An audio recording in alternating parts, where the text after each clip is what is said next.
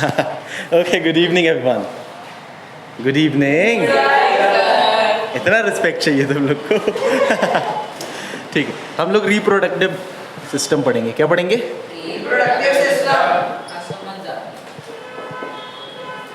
जब हम reproductive system की बात करते हैं तो रिप्रोडक्टिव जनरली टर्म्स स्टार्ट हो जाता है रिप्रोडक्शन से, ठीक है ना? रिप्रोडक्शन। रिप्रोडक्शन को हम कैसे डिफाइन करेंगे? It is the process of producing new individuals, है ना? रिप्रोडक्शन क्या है? प्रोसेस है। रिप्रोडक्शन क्या है? प्रोसेस है, जिसमें हम क्या करते हैं? प्रोड्यूस करते हैं न्यू इंडिविजुअल्स। न्यू इंडिविजुअल्स को प्रोड्यूस करते हैं फ्रॉम एग्जिस्टिंग ऑर्गेनिज्म। जो ऑर्गेनिज्म ऑलरेडी एग्जिस्ट है इस दुनिया में, उससे न्यू इंडिविजुअल का प्रोड्यूस होना, बनना, इसको हम बोलते हैं रिप्रोडक्शन। इसको हम क्या बोलते हैं? Reproduction.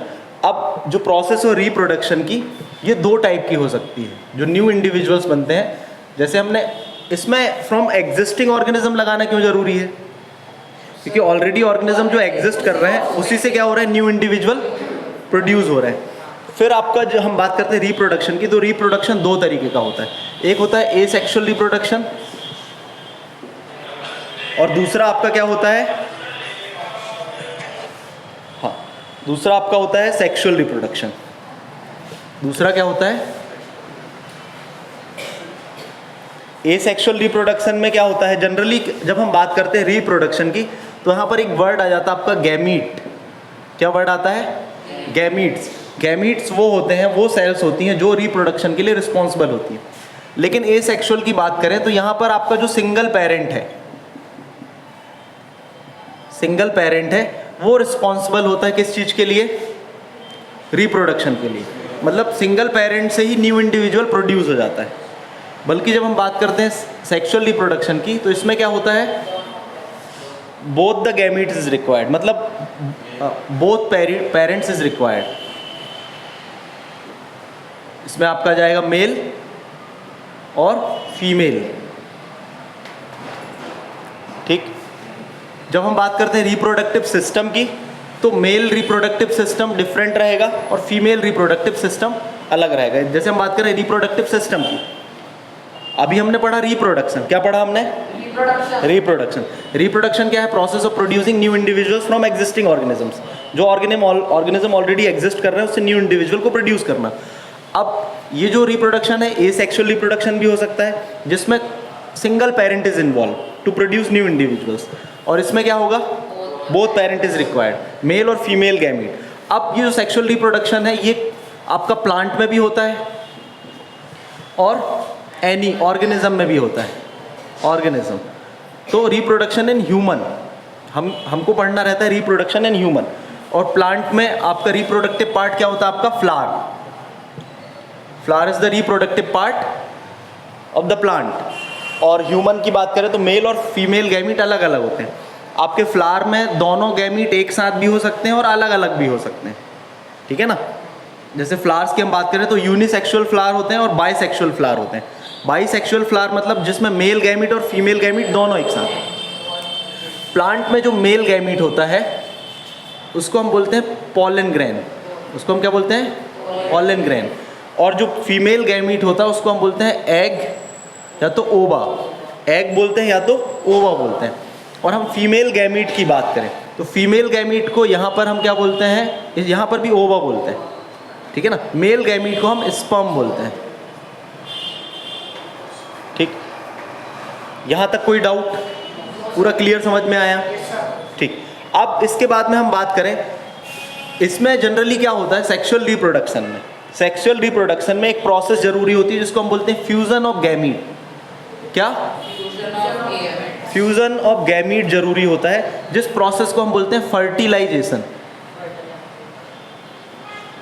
Fertilization is the process where the male and female gamete get fertilized and this process is called fertilization। और इस fertilization के कारण ही क्या होता है? आपका जाइगोट का फॉर्मेशन होता है। क्या फॉर्मेशन होता है? जाइगोट फॉर्मेशन होता है। तो जाइगोट कौन सी सेल है? After the fertilization of gamete. Gamete के फर्टिलाइजेशन। गैमीट क्या है? Reproductive cells. गैमीट क्या है? Reproductive cell. मेल गैमीट के अलग सेल्स होते हैं और फीमेल गैमीट के अलग सेल्स होते हैं। इन दोनों के बीच में फ्यूजन होने को हम फर्टिलाइजेशन बोलते हैं। और फर्टिलाइजेशन के बाद जाइगोट बनता है, जाइगोट से एम्ब्रियो, और उसी से आपका एक न्यू बेबी का बर्थ होता है। और प्लांट में बात करें तो फ्रूट्स बनते हैं। कोई डाउट? यहां तक समझ में आया? ठीक। अब हम पढ़ते हैं एसेक्सुअल रिप्रोडक्शन को। किसको? एसेक्सुअल रिप्रोडक्शन क्या है आपका? हाँ, रिप्रोडक्शन जिसमें सिंगल पेरेंट इज इन्वॉल्व होता है, हम उसको एसेक्सुअल रिप्रोडक्शन बोलते हैं। अब now mode of asexual reproduction. Asexual reproduction के कौन कौन से मोड हो सकते हैं? तो इसके डिफरेंट टाइप्स होते हैं। पहला हो जाता है आपका फिजन। पहला क्या होता है? फिजन। फिर दूसरा आपका होता है फ्रेगमेंटेशन। फ्रेगमेंटेशन। फिर तीसरा आपका हो जाता है बडिंग। फिर फोर्थ आपका क्या हो जाता है? रीजनरेशन। और फिफ्थ आपका हो जाता है स्पोर फॉर्मेशन। और सिक्स्थ हो जाता है आपका वेजिटेटिव प्रोपोगेशन। मालूम है? Vegetative propagation. आपको इनमें से कोई भी नाम आता है, इनमें से कोई भी नाम आता है तो ये प्रोसेस ऑफ रिप्रोडक्शन है। और कौन सी प्रोसेस है? एसेक्सुअल रिप्रोडक्शन की। एग्जाम में कोई सा भी नाम आ जाए आपको, fission, fragmentation, budding, regeneration, vegetative propagation और स्पोर फॉर्मेशन, इनमें से कोई भी आ जाए, these are the process of reproduction of asexual reproduction. अब ठीक है, हमको पता चल गया ये एसेक्सुअल रिप्रोडक्शन के केवल और केवल क्या है? टाइप्स हैं। क्या है? इतना तो पढ़ना पड़ेगा ना, इतना तो समझना पड़ेगा। एसेक्सुअल रिप्रोडक्शन के टाइप्स हैं fission, fragmentation, budding, regeneration, spore formation और वेजिटेटिव प्रोपोगेशन। Vegetative propagation. जब हम बात करते हैं फिजन की और फ्रेगमेंटेशन की बात करें तो देखो, फिजन का भी मतलब होता है ब्रेक डाउन होना और फ्रेगमेंटेशन के भी मतलब ब्रेक डाउन होना। तो एग्जाम में कंफ्यूजन कहाँ होता है? इन्हीं चीज़ों में कंफ्यूजन होता है कि फिजन में क्या लिखना और फ्रेगमेंटेशन में क्या लिखना है। तो इस चीज़ को, इनको डिफरेंस के पॉइंट ऑफ व्यू से पढ़ें।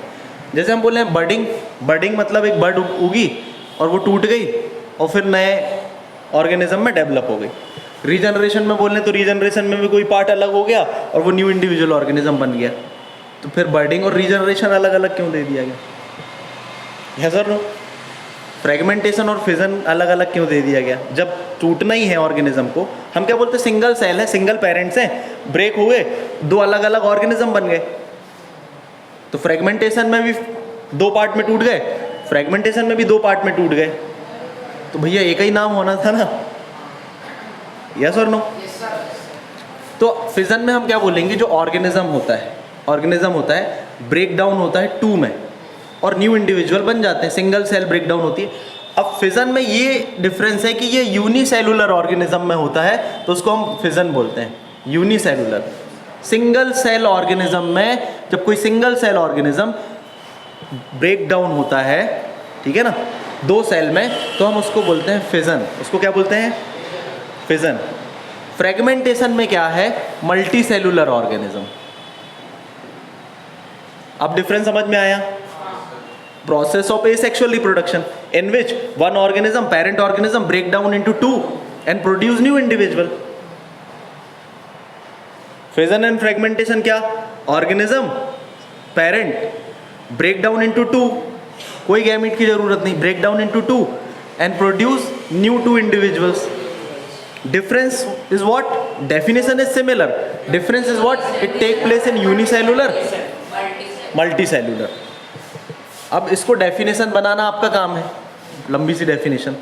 फिर अब सेकेंड पॉइंट, यदि हम बात करें fission take place in unicellular organism in any stage of life span. मतलब ये जो फिजन है वो ऑर्गेनिज्म की किसी भी लाइफ स्पान में हो सकता है। मतलब जरूरी नहीं है कि ऑर्गेनिज्म आपका पूरा मैच्योर होगा और उसके बाद ब्रेक डाउन होगा।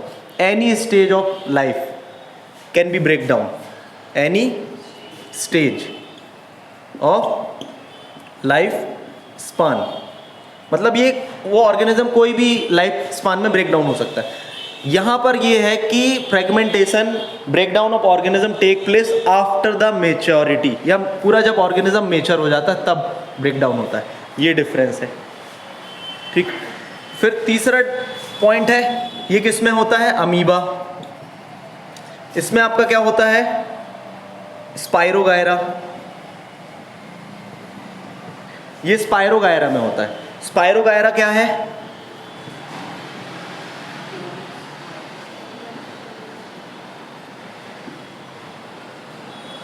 एक सेल, दो सेल, तीन सेल, मल्टी सेलुलर ऑर्गेनिज्म होता है स्पाइरोगायरा।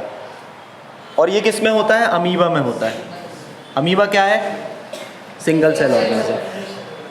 समझ में आया? इतना ही बताना होता है, इससे ज़्यादा नहीं बताना होता है। इसमें फिर आगे आपको क्या बताना? फिजन। यदि ऑर्गेनिज्म दो पार्ट में ब्रेक डाउन होता है तो उसको हम बोलते हैं बाइनरी फिजन। क्या बोलते हैं? और ऑर्गेनिज्म एक से अधिक पार्ट में ब्रेक डाउन होता है तो उसको हम दो से अधिक पार्ट में ब्रेक डाउन होता है उसको हम बोलते हैं मल्टीपल फिजन। बाइनरी फिजन किस में होता है? अमीबा में। अमीबा में मल्टीपल फिजन भी होता है, लेकिन पूछा जाता है explain the binary fission in amoeba. Binary fission is the type of asexual reproduction take place in amoeba. अब इसमें दो तीन स्टेप बताने बाइनरी फिजन में। आपको पहला स्टेप क्या बताना बाइनरी फिजन में? जो आपका साइटोप्लाज्म, सॉरी, सबसे पहले आपको क्या बताना है? Nucleus elongation take place. पहला पॉइंट क्या है? सेल का न्यूक्लियस गेट एलोंगेटेड। जो न्यूक्लियस है वो एलोंगेशन होता है। सेकेंड पॉइंट इसमें क्या बताना है? जो इसके अंदर साइटोप्लाज्म है और जो न्यूक्लियस है वो सेपरेट होना स्टार्ट हो जाता है। सेपरेशन ऑफ साइटोप्लाज्म और न्यूक्लियस। डायग्राम बना के पहले क्या होगा? आपकी सेल है, इसमें क्या चीज़ एलोंगेट होने लगेगी? जो न्यूक्लियस है राउंड सर्कुलर होता है, लेकिन वो क्या होगा? एलोंगेट होने लगेगा।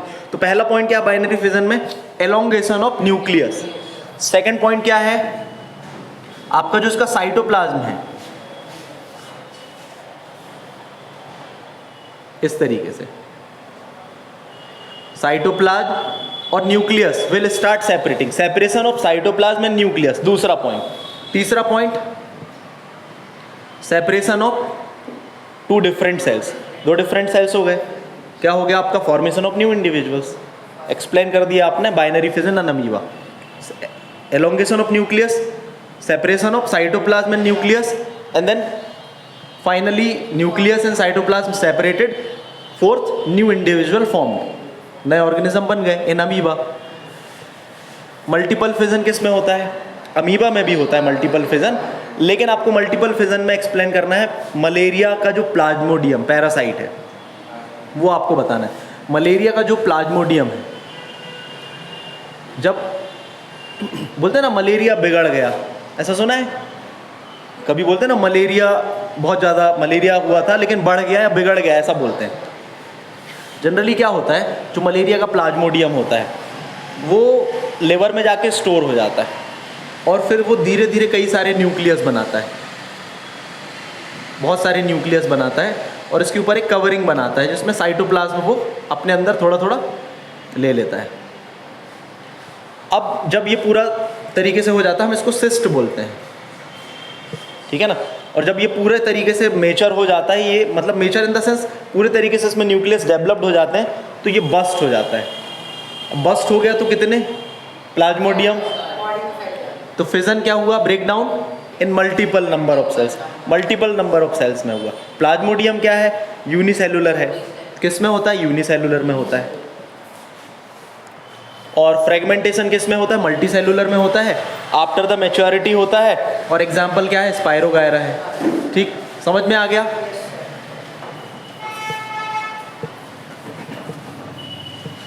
जल्दी जल्दी समझ लो, मैं लिंक प्रोवाइड कर दूंगा वीडियो की नोट्स बनाने के लिए, तो स्क्रीनशॉट लेके नोट्स बना लेना।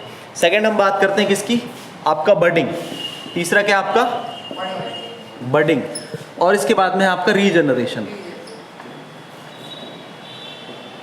बडिंग में आपको क्या बताना है? जो आपका पेरेंट ऑर्गेनिज्म है, एग्जाम्पल के तौर पे हम बात करें हाइड्रा। एग्जाम्पल, इसके पहले एग्जाम्पल क्या था फ्रेगमेंटेशन में? स्पाइरोगायरा। इसमें क्या है आपका? हाइड्रा।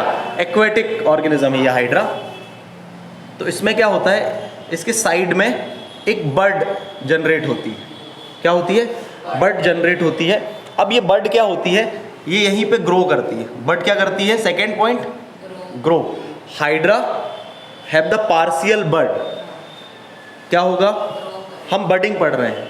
हाइड्रा ऑर्गेनिज्म है, दे हैव द पार्शियल बड, उसके पार्शियल वाले पार्ट में एक बड जनरेट होती है, एंड इट ग्रोज, है ना, उससे अटैच ही है और उसमें क्या करती है? ग्रो करती है, वो यहीं पर ग्रो करती है। और ग्रो होने के बाद में third step, it get detach. ये क्या होती है? फर्स्ट क्या हुआ? Some organism develop a partial bud, partial bud develop करते हैं। सेकेंड स्टेप क्या होता है? That bud grow and after the maturity it get detached, and the detached bud, it is an individual organism in itself। वो अपने आप में एक इंडिविजुअल ऑर्गेनिज्म होता है अपने आप में।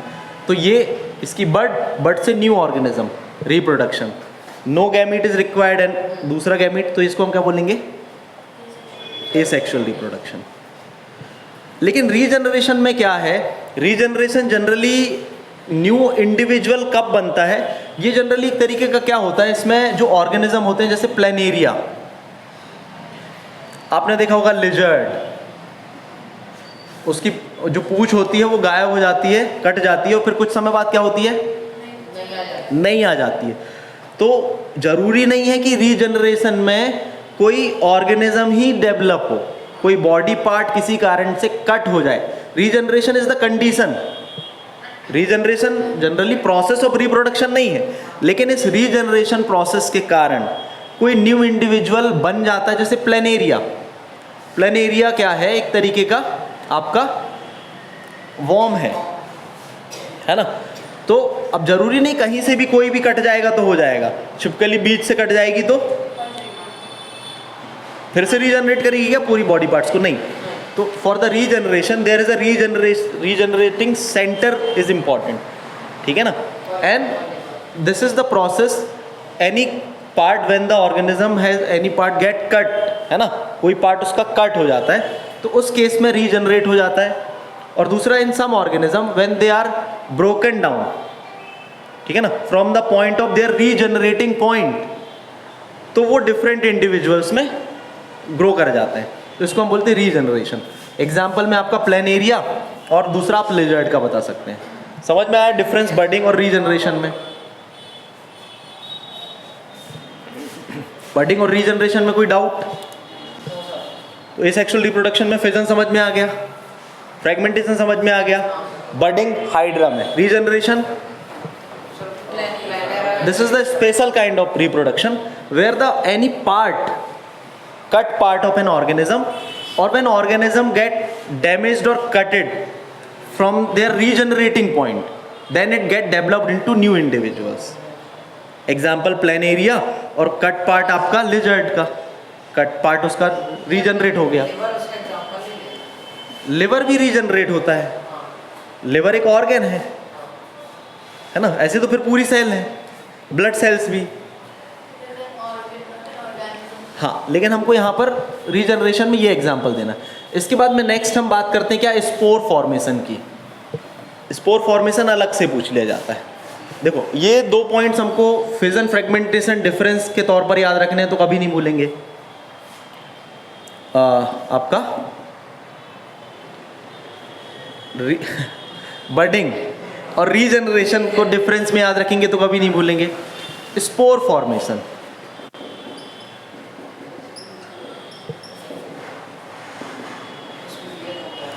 स्पोर फॉर्मेशन जनरली किस में होता है? ये फंगस में होता है। Fungus have the particle like structure, उसको हम बोलते हैं स्पोर। स्पोर क्या है? These are the particles. Spore क्या है? पार्टिकल्स हैं जिनमें एसेक्सुअल रिप्रोडक्शन की कैपेबिलिटी होती है। स्पोर्स आर व्हाट, है ना। जैसे आपको स्पोर फॉर्मेशन आया है तो स्पोर को समझ लें कि स्पोर क्या है। जो फंगस होते हैं, स्पेशली हम बात करें ब्रेड मोल्ड की बात करें, ब्रेड में देखा होगा मोल्ड डेवलप हो जाती है, ठीक है ना। तो जब हम उस मोल्ड की बात करें तो वो मोल्ड देखा होगा आपने, एक ब्रेड में हुई तो सभी में हो जाएगी। फिर वो यदि कहीं नमी है तो वहाँ भी ग्रो कर जाएगी, रोटी है तो उसमें भी ग्रो कर जाएगी। बहुत समय से कोई खाने का कोई भी सामान रखा हुआ है तो सब में ग्रो कर जाएगी। तो वो ग्रो कैसे करती हैं? वो ग्रो करती हैं स्पोर के थ्रू। तो स्पोर्स क्या है? Spores are the particles. Spores क्या है? पार्टिकल्स हैं that have the hard covering around it. इसके चारों ओर क्या होती है? एक हार्ड कवरिंग होती है इसके चारों ओर। यहां तक समझ में आया? अब it take place in fungus. Example आपका ब्रेड मोल्ड। और दूसरा एक होता पेनिसिलिन। पेनिसिलिन क्या है? एक तरीके की एंटीबायोटिक है। पेनिसिलिन एंटीबायोटिक है जो कि एक बैक्टीरिया फंगस से मिलती है हमको। किससे मिलती है? माइक्रो ऑर्गेनिज्म, है ना। बैक्टीरिया अलग चीज़ है, माइक्रो ऑर्गेनिज्म में फंगस भी आ जाता है। फंगस जनरली क्या होते हैं? मल्टी सेलुलर ऑर्गेनिज्म होते हैं, है ना। एक ही फंगस जो है आपका यूनिसेलुलर है, ईस्ट। बाकी मल्टी सेलुलर फंगस को हम क्या बोलते हैं? मोल्ड। अरे तो पेनिसिलिन पेनिसिलियम नोटेटम से मिलती है। साइंटिफिक नेम यदि हम बात करें तो पेनिसिलियम नोटेटम। ये हम लोगों ने पढ़ी है, मतलब जब पढ़ते थे कॉलेज में। लेकिन इसका पेनिसिलिन का इंडस्ट्रियल प्रोडक्शन जो है पेनिसिलियम क्राइसोजेनम से किया जाता है, ऐसा याद रखना है, ठीक है। हमको ये सब याद नहीं रखना। पेनिसिलिन और ब्रेड मोल्ड, इनमें क्या होते हैं? स्पोर फॉर्मेशन होते हैं। अब स्पोर, इसका स्ट्रक्चर देखें तो हम कैसा होता है। जनरली ये स्ट्रक्चर होते हैं जो बेस पर है, ये हाइफी कहलाते हैं। ये क्या कहलाते हैं? हाइफी कहलाते हैं। यहाँ से एक तरीके के फिलामेंट होते हैं, इनमें क्या होते हैं? फिलामेंट। और यहाँ पर क्या होता है? एक स्वेलन पार्ट होता है। यहाँ पर क्या होता है? इसके अपर साइड में स्वेलन पार्ट होता है, जिसको हम स्पोरेंजिया बोलते हैं। क्या बोलते हैं? स्पोरेंजिया। मतलब यदि हम एक मोल्ड का स्ट्रक्चर देखें, स्पेशली ब्रेड मोल्ड का या पेनिसिलिन का, तो हाइफी, ये उसका बेस, और ये फिलामेंट। और फिलामेंट के अपर पार्ट में स्पोरेंजिया। स्पोरेंजिया में स्पोर फॉर्मेशन होता है। क्या होता है? Spore formation. अब जब ये स्पोर पूरे तरीके से बन जाते हैं, ठीक है ना, आफ्टर द कंप्लीट मैच्योरिटी, और जब स्पोर पूरे तरीके से बन जाते हैं तो स्पोरेंजिया क्या होती है? बस्ट हो जाती है। स्पोरेंजिया क्या होती है? बस्ट हो जाती है। स्पोर्स क्या होते हैं? पूरे में स्प्रेड आउट हो जाते हैं, स्प्रेड हो जाएंगे। स्पोर पूरे में स्प्रेड हो जाएंगे तो ये मान के चलो जो एबनॉर्मल कंडीशंस है वहाँ पर भी है, तो इनके चारों ओर क्या है? ये पार्टिकल्स के हार्ड कवरिंग है, कुछ नहीं होगा। जैसे ही इनको फेवरेबल एनवायरमेंटल कंडीशन मिलेगी, spore will start grow into the new individuals, नए फंगस बनाने लगेगा। हो गया स्पोर फॉर्मेशन, खत्म। बनेगा, एग्जाम में आएगा। तो नेक्स्ट हम बात करते हैं वेजिटेटिव प्रोपोगेशन। एसेक्सुअल रिप्रोडक्शन में नेक्स्ट क्या है आपका? Vegetative propagation. Any part of plant. Vegetative propagation में क्या होता है? When any part of plant is used for propagating और प्रोड्यूसिंग न्यू प्लांट और न्यू इंडिविजुअल्स, उसको हम क्या बोलते हैं? Vegetative propagation. अब वेजिटेटिव प्रोपोगेशन दो तरीके का होता है। एक होता है नेचुरल वेजिटेटिव प्रोपोगेशन और एक होता है आर्टिफिशियल। एक क्या होता है? नेचुरल वेजिटेटिव प्रोपोगेशन, और एक क्या होता है? आर्टिफिशियल।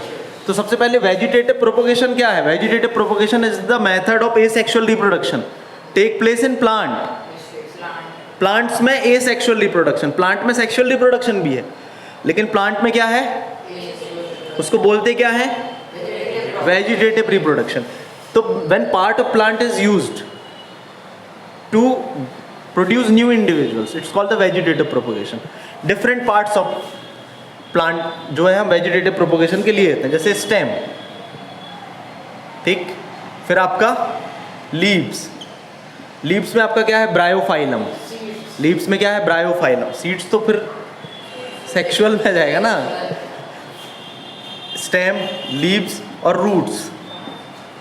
रूट्स में आपका क्या आ जाएगा? रूट्स में एग्जाम्पल कौन सा? हाँ,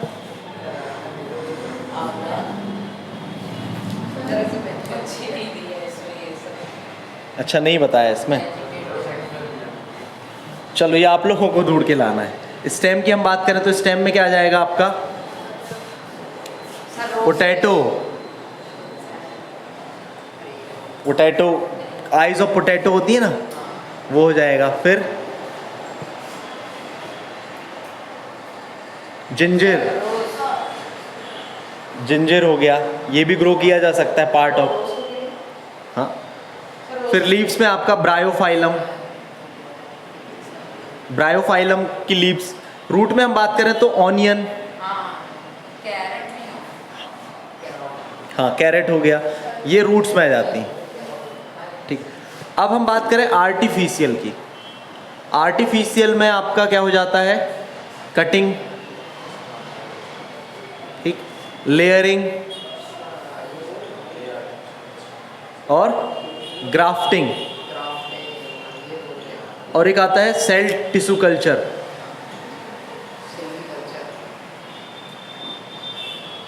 देखो कटिंग में हम क्या करते हैं, पार्ट ऑफ स्टेम, जैसे स्टेम है, उस पार्ट को हमने कट किया और उसको सॉइल में डिप कर दिया या उसको सॉइल में हमने लगा दिया, उसको लगा दिया, तो उससे क्या होगा, न्यू इंडिविजुअल बना गया। हमने वैरायटी ऑफ प्लांट्स को इस तरीके से जनरली करते हैं।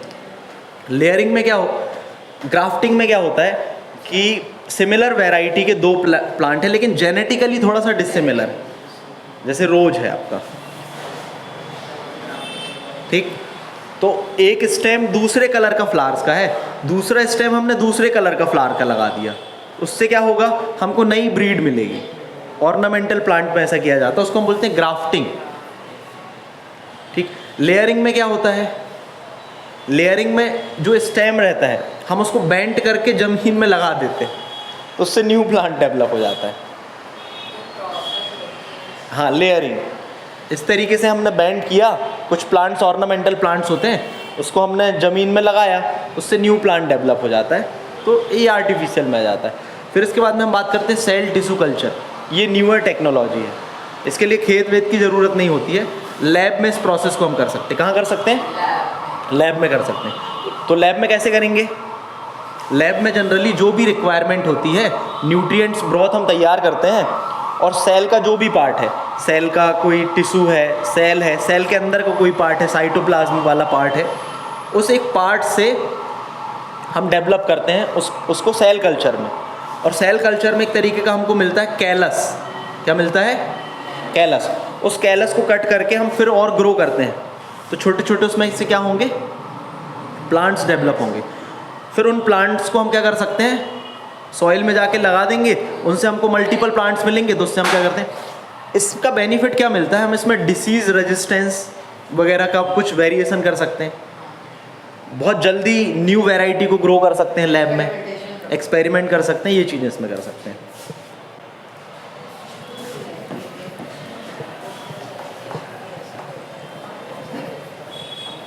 अब सेक्सुअल रिप्रोडक्शन पढ़ते हैं in human. Sexual reproduction in human, sexual reproduction in plant भी है। प्लांट में फ्लावर होता है, प्लांट में हम बात करें तो फ्लावर होता है, फ्लावर को हम क्या बोलते हैं, फ्लावर के पार्ट्स को हम बोलते हैं स्टेमन, ठीक, और फीमेल पार्ट्स को हम बोलते हैं पिस्टिल। स्टेमन में क्या क्या पार्ट होता है आपका, एंथर और फिलामेंट, फिलामेंट और एंथर। पिस्टिल में क्या होता है आपका,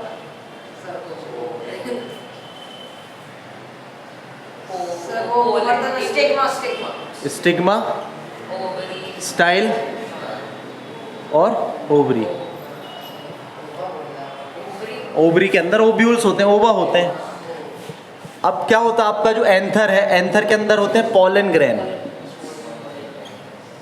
एंथर के अंदर क्या होते हैं, पोलन ग्रेन। ये पोलन ग्रेन क्या है आपका, मेल गैमीट फ्लावर का। और ओवरी के अंदर क्या होते हैं, ओव्यूल्स होते हैं, ओव्यूल्स होते हैं। ये ओव्यूल्स क्या कहलाते हैं आपके, फीमेल गैमीट। अब आपका जो पोलन ग्रेन है, कोई भी आउटर एनवायरनमेंट के कारण इसका स्टिग्मा तक पहुंचना जरूरी होता है, स्टिग्मा तक पहुंचना जरूरी होता है। कोई भी पोलन ग्रेन स्टिग्मा तक पहुंच जाता है तो इस प्रोसेस को हम पॉलिनेशन बोलते हैं, ठीक। फ्लावर उसी प्लांट में लगा है, उसी फ्लावर का पोलन ग्रेन उसी फ्लावर के फीमेल वाले पार्ट्स में स्टिग्मा में जाता है, तो हम उसको सेल्फ पॉलिनेशन बोलते हैं। और उसी प्लांट का, उसी ब्रीड का पोलन ग्रेन किसी दूसरे प्लांट के, मतलब उसी ब्रीड के दूसरे प्लांट के स्टिग्मा में जाता है, फ्लावर में, तो उसको क्रॉस पॉलिनेशन बोलते हैं। आया समझ में। अब उसके बाद में पॉलन ग्रेन आपका यहाँ पर जाने के बाद में क्या होता है, एक पॉलन ट्यूब डेवलप करता है, पॉलन ट्यूब डेवलप करता है, ठीक है ना। वो पॉलन ट्यूब के हेल्प से वो कहाँ जाता है आपका, ओवरी में। ओवरी में क्या करता है ये, हाँ, फर्टिलाइजेशन की प्रोसेस, फर्टिलाइजेशन फॉर्म करके क्या करता है, जाइगोट फॉर्म करता है। फिर जाइगोट से आगे क्या होता है आपका, जाइगोट फॉर्म होने के बाद में जो आपके ओव्यूल्स होते हैं वो फ्रूट में कन्वर्ट हो जाते हैं।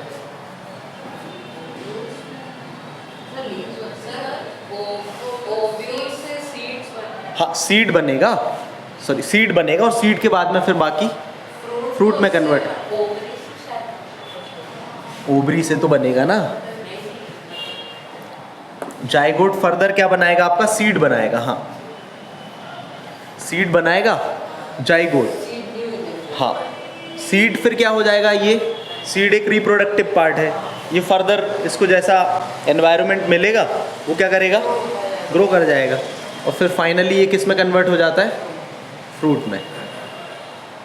ओवरी आपकी फ्रूट में कन्वर्ट हो जाती है। ये आपका क्या है, sexual reproduction in flower.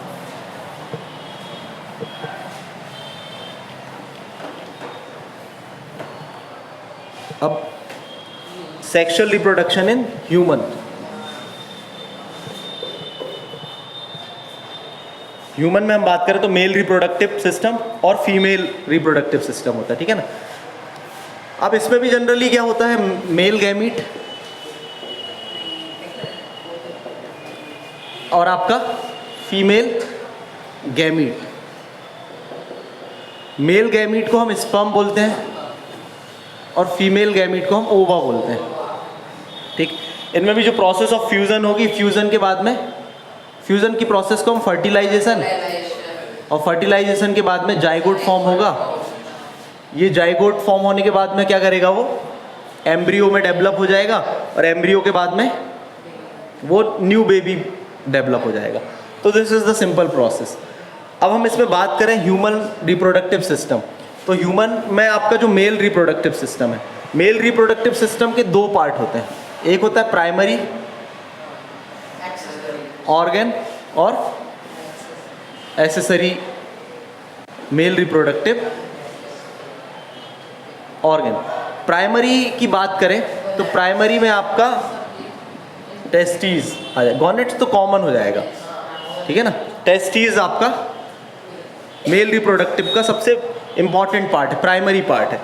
Accessories की बात करें तो एक्सेसरी में आपका क्या आ जाता है, सर ग्लैंड्स, हाँ, हम ऐसे बोल सकते हैं ग्लैंड्स। इसमें क्या आ जाएगा आपका, ग्लैंड्स आ जाएगा, ठीक।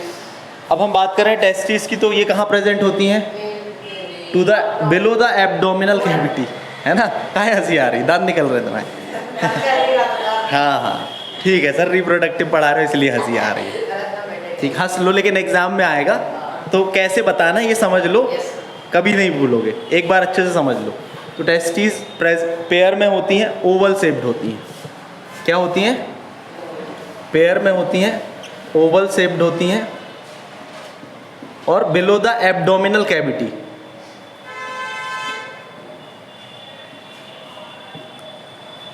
Below the abdominal cavity.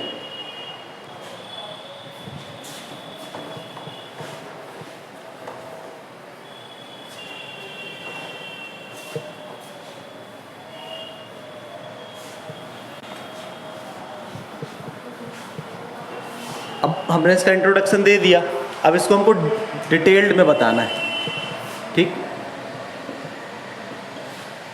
Generally हम स्ट्रक्चर की बात करें तो इसका स्ट्रक्चर ओवल शेप्ड होता है, ठीक है ना, ओवल शेप्ड होता है। अब जब हम इसके स्ट्रक्चर की बात करते हैं, इसके स्ट्रक्चर की बात करते हैं, तो it is present in the pouch like structure that we call the scrotum.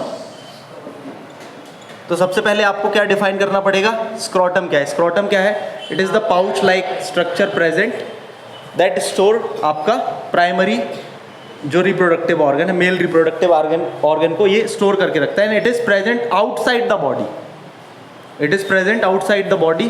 तो ये क्वेश्चन पूछा जाता है कि scrotum testis outside the body है, उसका रीज़न क्या है, तो टेम्परेचर को मेंटेन करने के लिए, कि जो आपके गैमीट का फॉर्मेशन होता है, गैमीट का फॉर्मेशन होता है, जो बॉडी टेम्परेचर है 37 और 36 डिग्री सेल्सियस, उतने टेम्परेचर में नहीं हो सकता है। तो उसके लिए क्या होता है, ये स्क्रोटम आउटसाइड द बॉडी होता है जो टेम्परेचर को रिड्यूस रखता है, जिसके कारण से गैमीट का फॉर्मेशन हो सकता है। गैमीट क्या होते हैं, गैमीट मालूम है? कोई बात नहीं। गैमीट सेल्स होती हैं। गैमीट क्या होती हैं? सेल्स होती हैं। मेल गैमीट अलग होता है और फीमेल गैमीट अलग होता है, ठीक है ना। मेल गैमीट अलग, फीमेल गैमीट अलग। मेल गैमीट को हम स्पर्म बोलते हैं, ठीक, गैमीट, या उसको हम रिप्रोडक्टिव सेल बोलते हैं, ठीक है। हाँ, हंस लो बेटा। स्क्रोटम। अब स्क्रोटम के बाद हम बात करें इनर लेयर की बात करें, इनर लेयर की बात करें इनसाइड द टेस्टिस, तो यहाँ पर क्या होते हैं, बहुत से लोब्स होते हैं। क्या होते हैं? लोब्स होते हैं। तो हम इनको बोलते हैं लोब्यूल्स। क्या बोलते हैं?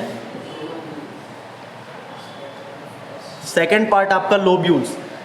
Inside the testis there are different compartments और चैम्बर्स आर प्रेजेंट, ठीक है ना। Various chambers are present and these chambers are called lobules. There is about 15 to 20 chambers are present. हाँ, आ रहा समझ में? ठीक। लोब्यूल्स, पहला स्क्रोटम डिफाइन कर दिया, लोब्यूल्स डिफाइन कर दिया। अब ये जो लोब्यूल्स होती हैं, इन लोब्यूल्स में छोटी छोटी ट्यूब्स होती हैं। हाँ, छोटी छोटी ट्यूब्स होती हैं।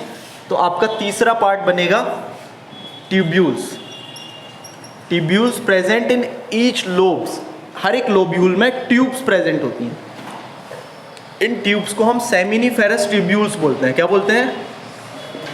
Seminiferous tubules.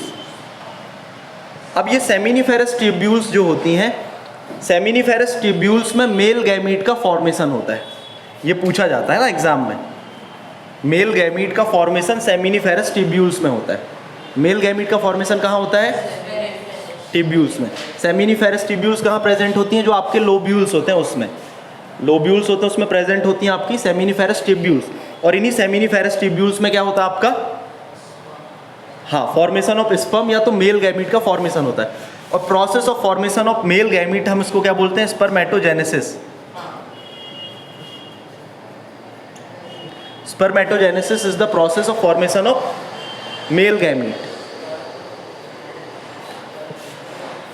यहां तक समझ में आया? अब उसके बाद में हम बात करते हैं फोर्थ। इनमें क्या होता है, बहुत सारी छोटी छोटी सेल्स होती हैं इन द ट्यूब्यूल्स और आपके जो चैम्बर्स हैं, जिसको हम इंटरस्टिशियल सेल्स बोलते हैं। क्या बोलते हैं? फोर्थ पार्ट आपका, इनमें जो इंटरस्टिशियल सेल्स होती हैं,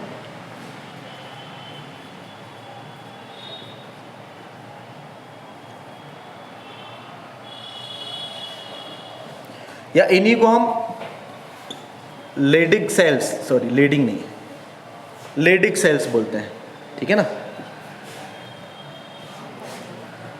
और ये बहुत इंपॉर्टेंट सेल्स हैं क्योंकि ये आपके टेस्टोस्टेरोन को प्रोड्यूस करती हैं। ये आपका लेडिग सेल्स। टेस्टोस्टेरोन क्या है आपका? हार्मोन है। हाँ, मेल सेक्स हार्मोन है ये। मतलब जो भी आपके सेकेंडरी सेक्सुअल कैरेक्टरिस्टिक्स डेवलप होते हैं, गैमीट का फॉर्मेशन होता है, it is all because of testosterone, ठीक है। और टेस्टोस्टेरोन को कंट्रोल कौन करता है? Pituitary gland. पिट्यूटरी ग्लैंड हमने पढ़ा था ना, गोनेडोट्रोपिन हार्मोन। गोनेडोट्रोपिन हार्मोन जो इन इंटरस्टिशियल सेल को स्टिमुलेट करता है टेस्टोस्टेरोन रिलीज करने के। और ये टेस्टोस्टेरोन ही क्या करता है आपका?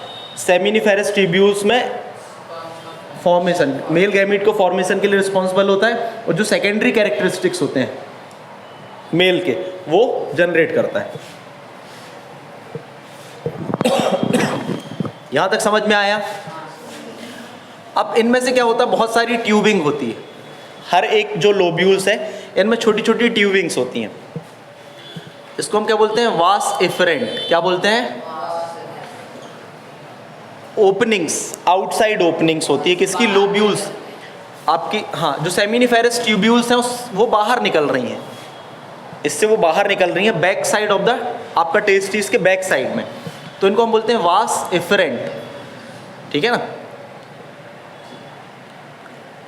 मतलब 4 to 5, और वो जॉइंट होके एक कॉमन डक्ट बनाती हैं, जॉइन होके कॉमन डक्ट बनाती हैं, ठीक है ना, जो बैक साइड होती है आपके, जिसको हम बोलते हैं एपिडिडाइमिस। एपिडिडाइमिस हाँ, एपिडिडाइमिस भी बोल सकते हो, एपिडिडाइमिस। एपिडिडाइमिस में क्या होता है, जो जितनी भी आपकी सेमिनिफेरस ट्यूब्यूल्स हैं, वास एफरेंट की हेल्प से पूरे मेल गैमीट को एपिडिडाइमिस में ऐड कर देती हैं। सर इसमें स्टोर आगे होगा वास डिफरेंस में, इसलिए उसको हम स्पर्म डक्ट भी बोलते हैं। इसमें बस आके क्या हो रहा है, इकट्ठा हो रहा है सभी जितनी भी आपकी डक्ट्स हैं वास एफरेंट के थ्रू। हाँ, यहाँ पर पूरा इकट्ठा हो गया आपके इसमें एपिडिडाइमिस में, ये बैक साइड अटैच्ड है टू द टेस्टिस।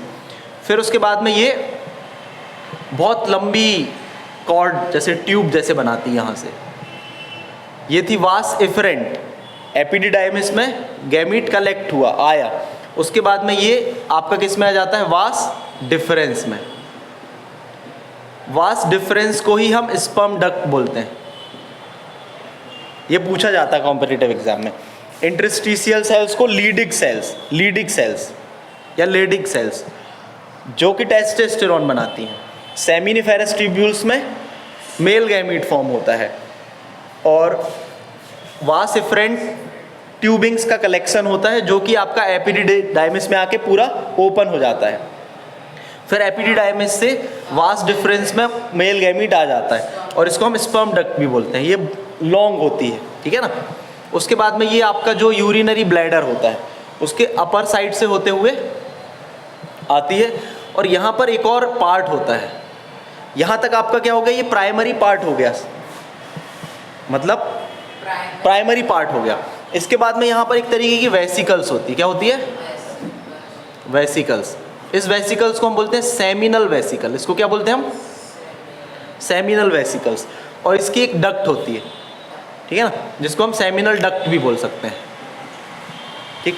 इसमें एक तरीके का फ्लूइड बनता है, जो आपका सेमिनल फ्लूइड कहलाता है, ठीक है ना।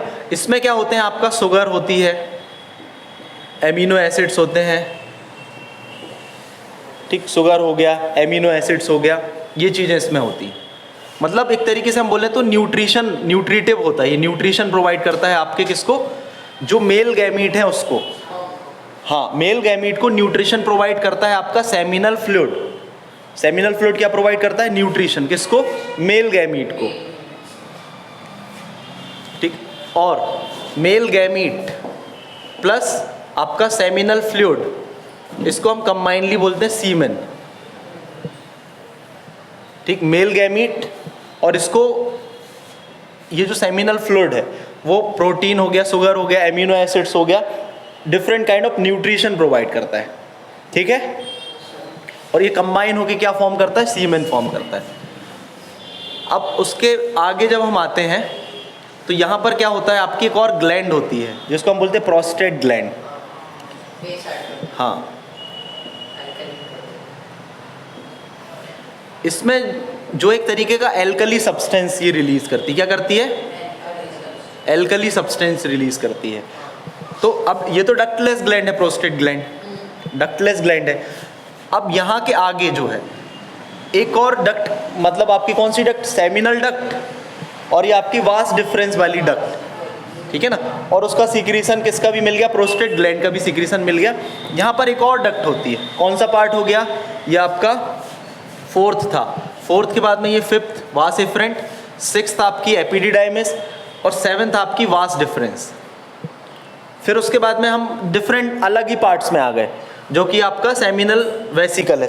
सेमिनल वेसिकल्स ये साइड ऑफ द आपका जो एंडिंग है आपकी वास डिफरेंस की, वहाँ पर प्रेजेंट है, ठीक है ना, डाउन द यूरिनरी ब्लैडर के साइड में, और उसी के नीचे आपकी प्रोस्टेट ग्लैंड प्रेजेंट है।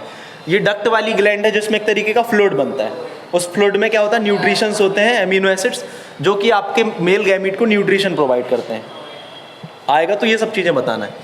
फिर उसके बाद में एक कॉमन डक्ट बनती है जिसको हम इजैकुलेटरी डक्ट बोलते हैं।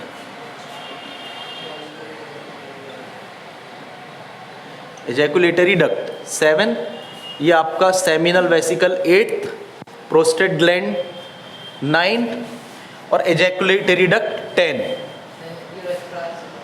ठीक, एजैकुलेटरी डक्ट कंट्रोल करती है एजैकुलेशन ऑफ द, आपका सीमेन के एजैकुलेशन को कंट्रोल करती है। फिर उसके बाद में आपका यूरिथ्रा।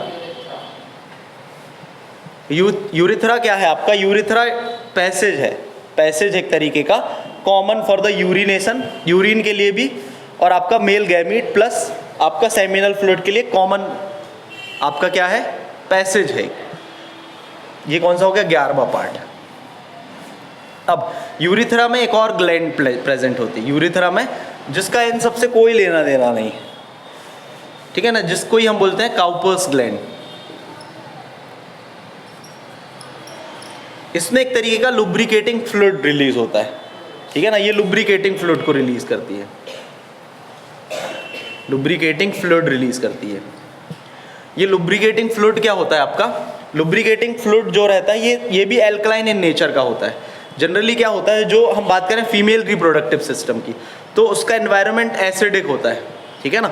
तो जो लुब्रिकेटिंग फ्लूइड होता है दैट लुब्रिकेट करता है जो फीमेल रिप्रोडक्टिव सिस्टम होता है, ठीक है ना, उसका जो इनिशियल पार्ट होता है वहाँ पर ये लुब्रिकेशन का काम करता है, ठीक है ना, जिससे कि जो मेल गैमीट है वो इजीली आगे की ओर जा सके, लाइक यूटेरस, और यूटेरस से फैलोपियन ट्यूब तक जा सके easily.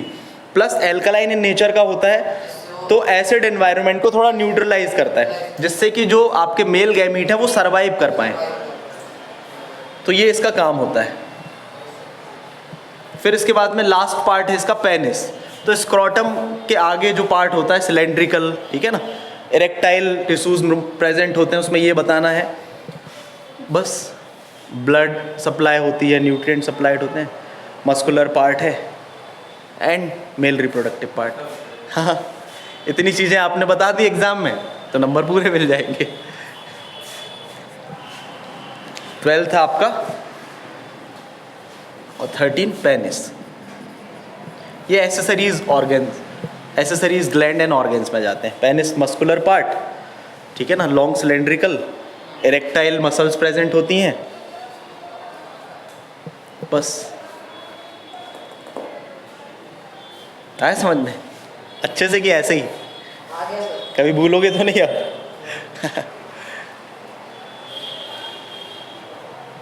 Thank you very much.